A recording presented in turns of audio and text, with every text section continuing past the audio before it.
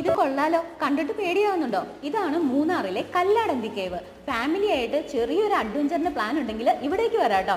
ഇതൊരു natural cave feel കിട്ടുന്നുണ്ട്. അതുമാത്രമല്ല, ടോർച്ച് ലൈറ്റും ഫോണിൻ്റെ ലൈറ്റും ഉപയോഗിച്ച് വേണം അകത്തൂടെ നമുക്ക് പോകാനായിട്ട്. 300 മീറ്ററോളം ഏകദേശം നീളമുണ്ട്.